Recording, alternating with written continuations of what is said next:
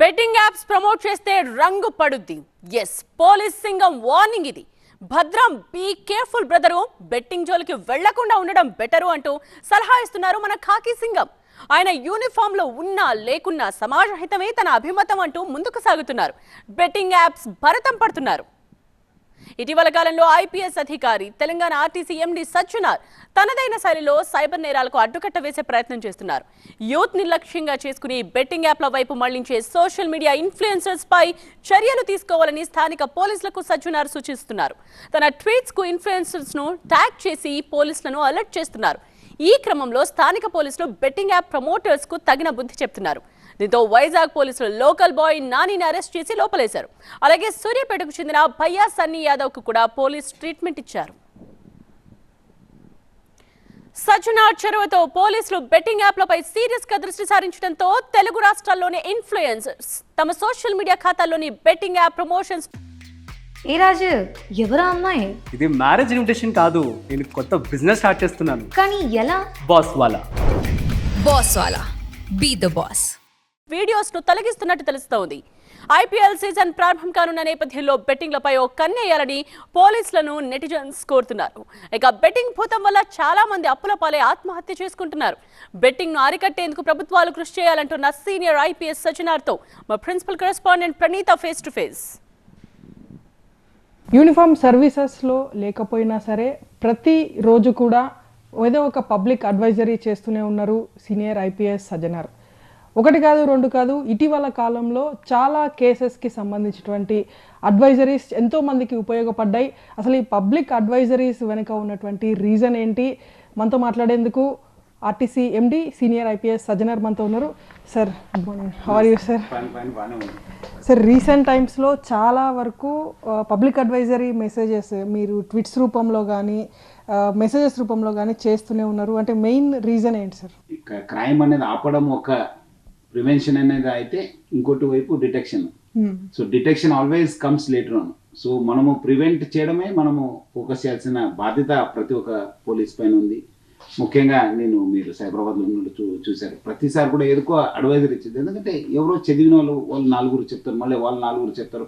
ఇట్లా చేసి అట్లీస్ట్ కొంతమంది అవేర్నెస్ వస్తే ఆ ఒక క్రైమ్ పైన అవేర్నెస్ వస్తుంది. ప్లస్ వాళ్ళు కూడా మోసం పోకుండా కూడా అవకాశం ఉంటుంది. ఎస్పెషలీ ఈ ఆన్లైన్ బెట్టింగ్ కావచ్చు, ఈ మల్టీ లెవెల్ మార్కెటింగ్ కావచ్చు, లేదంటే ఈ స్టాక్ మార్కెట్ ఇన్వెస్ట్మెంట్ అడ్వైజర్ కావచ్చు, అందరు కూడా మోసపోయే వాళ్ళు కూడా అందరు కూడా మిడిల్ క్లాస్ ఫ్యామిలీస్ ఉంటారు. సో ఒక సామాజిక బాధ్యత పైన అందరి పైన ఉంటుంది పోలీస్ ఆఫీసర్స్, మనకు కూడా అతీతం కాదు. సో ఆ ఒక రెస్పాన్సిబిలిటీ తీసుకొని నేను పబ్లిక్ని అడ్వైస్ చేస్తున్నాను. చాలా మంది పబ్లిక్ కూడా మంచి రెస్పాన్స్ ఇస్తున్నారు. చాలా మంది చేశారు మీ వాట్సాప్ మెసేజెస్. అంటే ఈ ఇన్వెస్ట్మెంట్ ఫ్రాడ్స్ కానీ, బెట్టింగ్ యాప్స్ కానీ, పాంజీ స్కామ్స్ కానీ, ఇవన్నీ కూడా అంటే ఏ విధంగా ప్రభావం చూపిస్తాయి సార్ కామన్ పీపుల్ మీద? బాగా నష్టపోతారు కదా. కొన్ని క్రైమ్స్ ఏమవుతుందంటే, ఇప్పుడు ఫర్ ఎగ్జాంపుల్ ఈ ఆన్లైన్ బెట్టింగ్, చాలా మంది అది తెలియకుండానే ఆ విషయ సర్కిల్, ఆ విష చక్రంలో మునిగిపోతారు. వాళ్ళు మొత్తం అయిపోయిన తర్వాత ఏదో ఒక సుసైడ్, లేదంటే ఎవరో వచ్చి ఇంటికి మీ వాడు మనకు డబ్బులు ఇవ్వాలనే దాకా ఫ్యామిలీకి తెలియదు. సో అప్పుడు ఏమైతుంది, కొన్నిసార్లు వాళ్ళు ఫ్యామిలీ చెప్పకుండానే దే కమిట్ సుసైడ్. చాలా మంది ఏమైతుందంటే ఈ మధ్యలో ఈ లోన్ యాప్స్ ఒకటి ఈజీ మనీ అవైలబిలిటీ అయిపోయింది. ఎవరు మీరు ఇక్కడ చేయాలంటే వాళ్ళు ఒక 10 మంది దగ్గర లోన్ యాప్స్ లో తీసుకుంటున్నారు, ఇక్కడ పెడుతున్నారు. వాళ్ళ దగ్గర నుంచి కూడా హెరాస్మెంట్, ఇక్కడ కూడా డబ్బులు పోయిన తర్వాత ఇక్కడ కూడా నష్టము. సో అది కూడా ఆ ఒక విష చక్రంలో పబ్లిక్ పడిపోతున్నారు. సో అందుకు సామాన్య ప్రజల పైన బాగా ప్రభావం చూపిస్తుంది. సో సమాజం ఎప్పుడు కూడా అప్రమత్తం ఉండాల్సిన అవసరం ఎంతో ఉంది. అంటే దీని మీద ఒక రెగ్యులేటరీ మస్ట్ గా తీసుకురావాల్సిన అవసరం. Definitely there has to be some regulatory or some agency focused at national level. Because now it is all online కదా. మీరు ఒక స్టేట్ దగ్గర ఆపొచ్చు.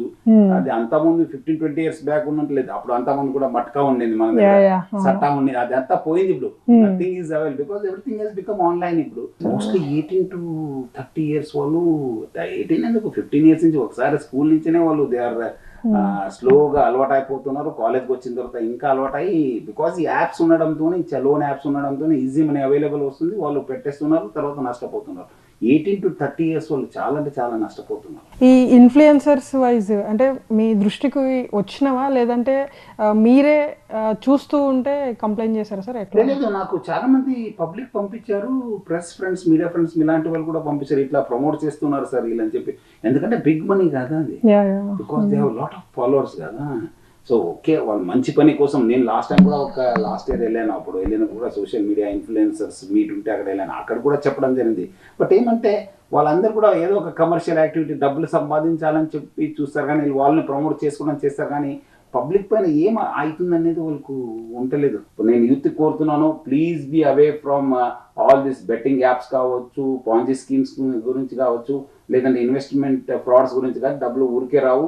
పేరెంట్స్ ముఖ్యంగా, ఫ్రెండ్స్, రిలేటివ్స్ ఎవరు వాళ్ళకి అర్థమైపోతుంది ఏదో కొంచెం మీ యాటిట్యూడ్ చేంజ్ ఉంది, వాళ్ళు కూడా they should keep a watch on everybody, so that వాళ్ళు కూడా అర్థమవుతుంది. ఏదైనా సరే డబ్బులు ఈజీగా రావు, ఓవర్ నైట్లో డబ్బులు సంపాదించాలని ఆశతో ఇలాంటి వాటి మీద ఇన్వెస్ట్ చేసి మోసపోకండి, లైఫ్ని కోల్పోవద్దంటూ కూడా సీనియర్ ఐపీఎస్ సజ్జనార్ ప్రజలకి ఒక అడ్వైస్ ఇస్తున్నారు. వీడియో జర్నలిస్ట్ శ్రీనివాస్తో ఆర్టీసీ భవన్ నుండి ప్రణీత, TV9.